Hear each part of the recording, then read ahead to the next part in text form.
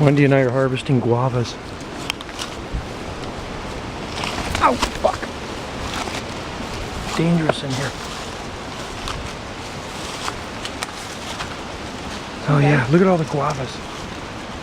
They're so good. There's a nice one.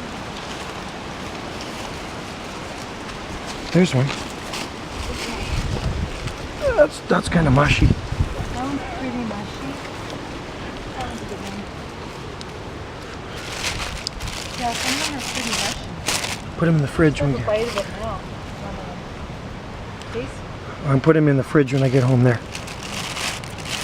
Okay? It's good? Aren't they good? Sweet, eh? Wendy's eating fresh guavas. That one's a bit tangy. Anyway, this is what we're doing in the rainforest. So, time to get back on the beaten path before we get lost here. Never to be found in the Hawaiian rainforest. Lots of guavas. Look at right there. Yeah. Yummy. Very sweet.